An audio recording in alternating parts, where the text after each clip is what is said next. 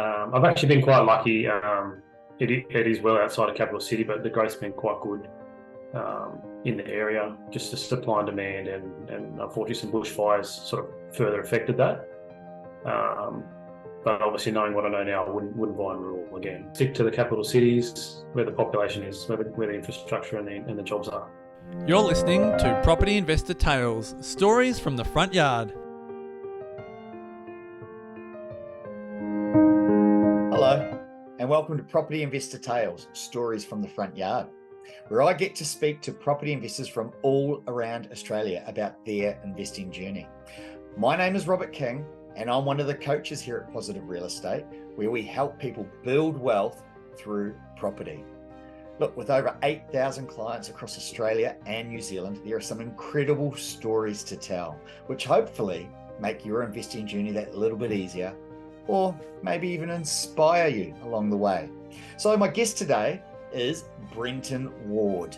Now, we discuss all kinds of things, but some of the 3 points that we covered were the realization that the average middle income family can invest, having an expert team support you to ensure better decisions and outcomes, and the fact that the challenges are always there, but can be overcome with the right guidance. So please sit back, and I hope you enjoy this podcast.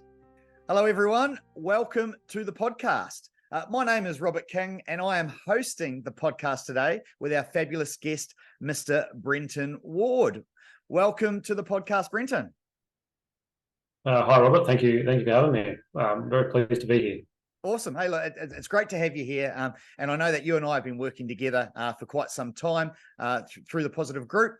However, it's the first time we've actually had a conversation like this. So we're going to do the best we can to get through it. But I'm really quite interested in sharing some of your journey as a property investor. So I've got a few questions that I want to ask you, if that's okay with you, Brenton.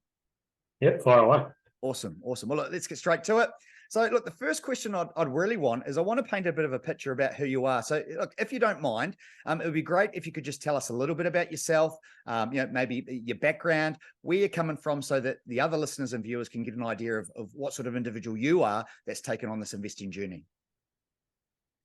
Yeah, no worries. I'm 36 years old, born in Sydney, raised in Sydney, middle income earner. I've got a wife and 2 kids. Always been interested in finance and wealth and property investing, but didn't really have any, or didn't have any education on it before joining you guys. Okay, all right. So I mean, just pretty much a regular bloke. Would that be fair, Brenton? Yep. That's how I see myself. Yeah, much like the rest of us, and it's a good place to start from. So let me ask you then. Prior to joining the Positive Group and working alongside the coaching team and the other professionals inside our group, what was your experience in regards to property before PRE? I did buy an investment property back in 2009. So I had no real experience, didn't have any education on it. Definitely wanted to get into investing. So I purchased a property in rural New South Wales. Okay. I've actually been quite lucky.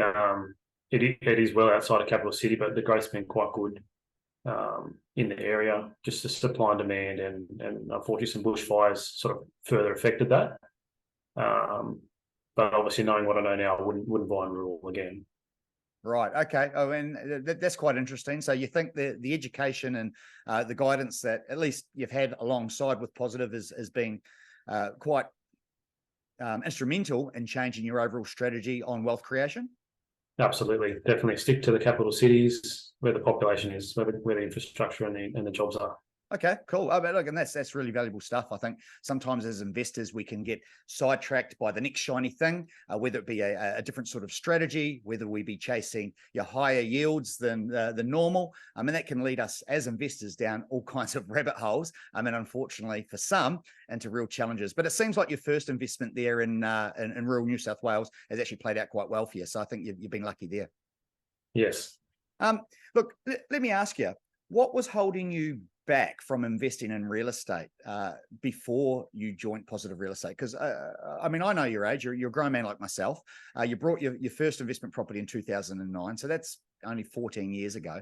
So why weren't you buying properties previous to 2009? Mainly fear, and just didn't have the knowledge of the education. lots of things like, what if the market crashes? What if you can't find a tenant? I also wasn't aware of things like how you can, middle income earners can build a portfolio. I didn't really open my eyes to that. I could purchase more. Borrowing power, how to get loans approved. Just everything about it, I suppose. Yeah, and you touched on something really, really important, something that I learned a long time ago as an investor myself, and something that I've been able to identify and help people with as a coach over many years. And that's this disillusion that the average person in Australia can't be a property investor. A lot of people out there believe that it's outside their reach because of the type of job that they work or the type of family or lifestyle that they're coming from, when the reality is, for investors like you and I who have started from a particular position, it is actually very achievable for many of us, given our average incomes in the beginning, and given where we're starting from. That's pretty fair, wouldn't you say? Definitely. It hasn't always been easy, and we have had to budget and plan and work hard, but definitely achievable. Yeah, well, when I think about this starting block that a lot of Australians are coming from, the sort of that average middle income household, what I've noticed is that there can be all kinds of roadblocks or challenges around us, and in many cases, it can even be the people that are closest to us, like our friends and families and such. I'm just wondering, in regards to your investing journey as an individual, what do your friends and family think about this path that you've chosen to take over the years? Well, I guess prior to me choosing the path, it just wasn't a topic of discussion. No one really had any specific education or knowledge on it, so it wasn't talked about. Now that I'm doing it, some of them are supportive. A lot of them are hesitant, feel like it's risky. Some are interested, and I'm happy to talk to friends and family for those who are interested.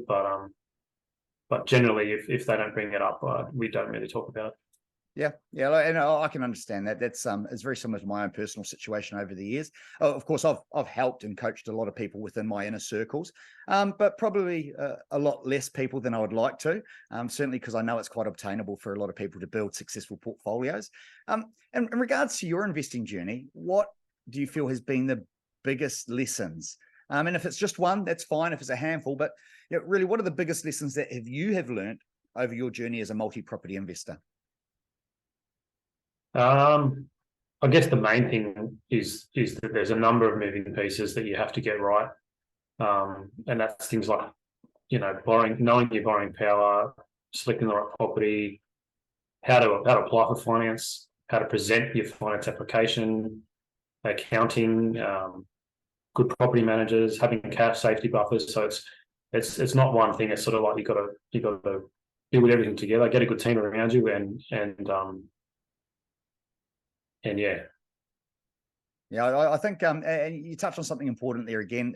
It's really important that a lot of the beginning investors understand that you really do need to have the right team around you if you're going to have a lot of success. And whether that be a singular team like ourselves in the Positive Group, like you and I working with, or whether you build your own team out there, there's a range of expertise that you really need to access as an investor to make sure that you are managing your finances in the right way, obtaining the right sort of finance, and structuring that lending in the right way, but also making sure that your property selection is in line with whatever your goals are as an individual as well. Would you think that's a fair thing to say also, Brenton? Yeah, absolutely, definitely. I was looking to invest before I found you guys, and I feel like a little bit like a blind man walking in the dark. And yeah, but then it sort of dawned on me,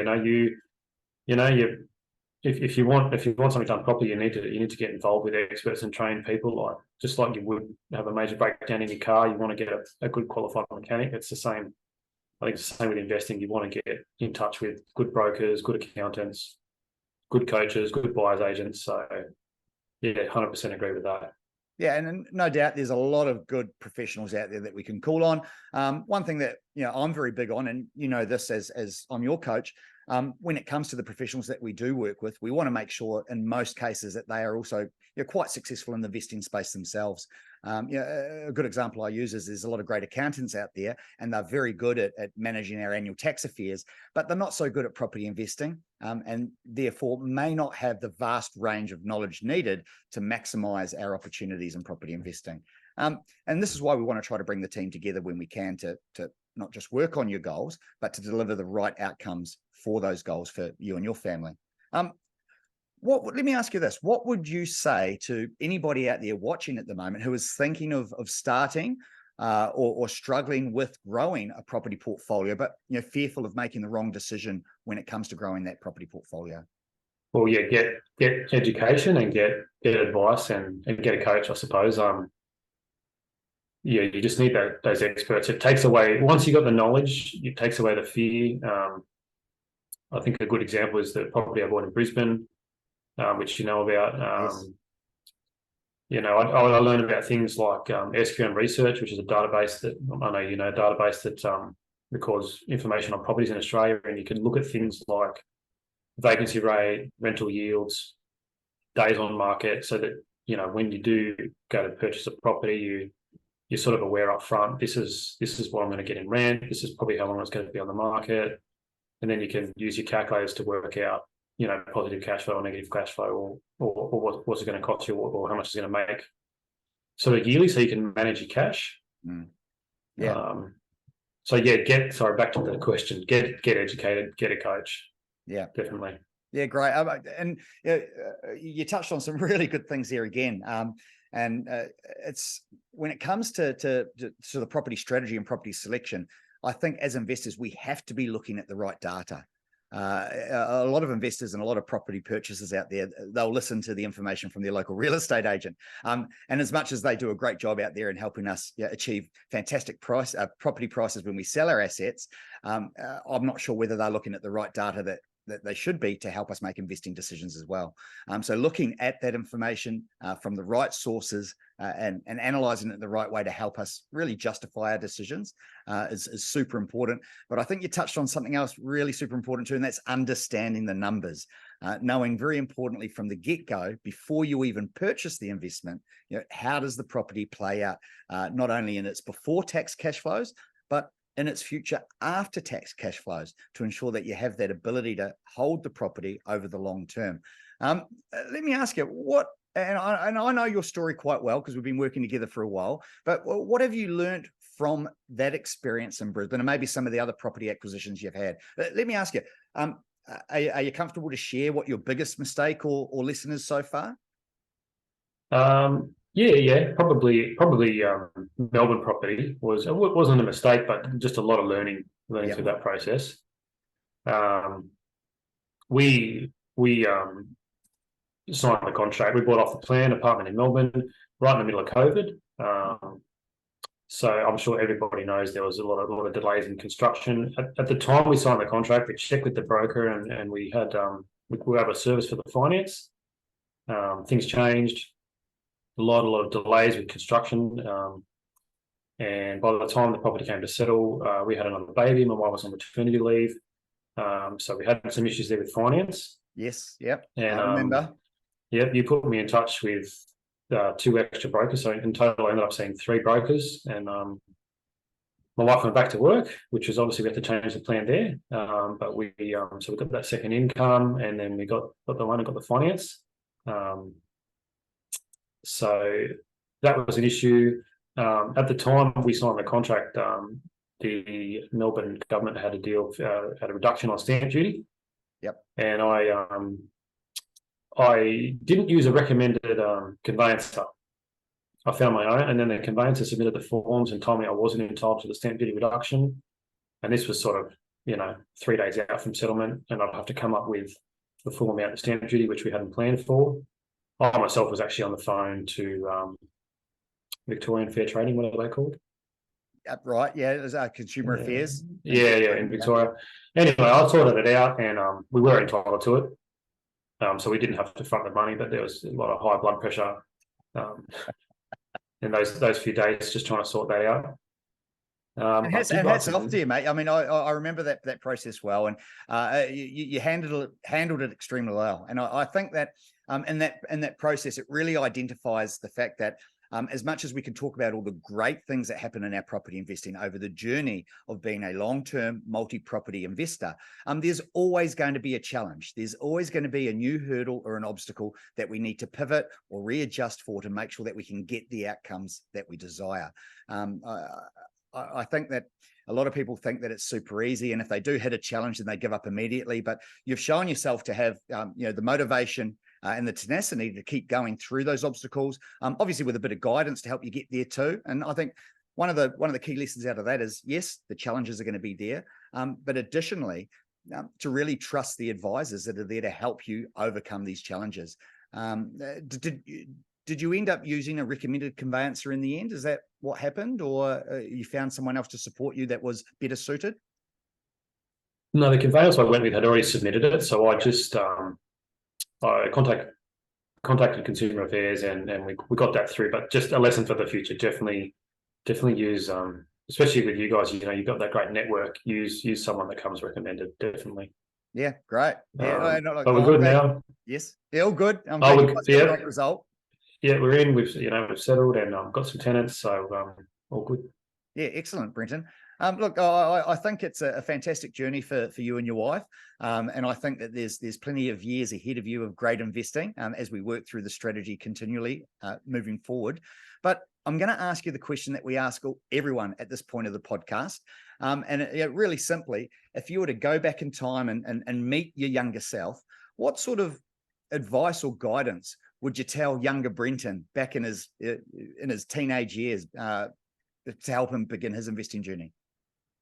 Yeah, I think it's going to be the same answer you guys always hear, but get some advice and act earlier, invest earlier, educate yourself. And we all know the property market has its ups and downs, but it always goes up. So the sooner you get in, the better. It's all about time in the market, not timing when you purchase it. So yeah, that would be my advice.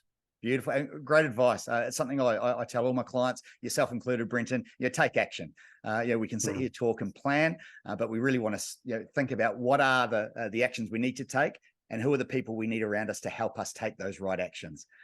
Mate, it's been really great to have this quick chat, and I can't thank you enough for joining me in this podcast session. I think there's been some really good insights in there that the other investors and maybe people that are thinking about investing will pull from this discussion. We'll wrap it up there. Thanks very much, mate, and I'll see you again in our next strategy meeting soon. It was a pleasure to be here. Thank you for having me. Cheers. Hey, thanks for listening to Property Investor Tales. Remember to subscribe so you get notified every time a new episode drops. As you can guess, I love hearing people's property investor tales. So if you'd like to share yours, then please get in touch with me via email at propertyinvestortales@positivementor.com.au. We would also love your feedback, and I would appreciate a 5-star review over on Apple Podcasts or Spotify. Remember, you can watch all of these podcasts over on YouTube at Positive Mentor or at positivementor.com.au. Until then, take care, happy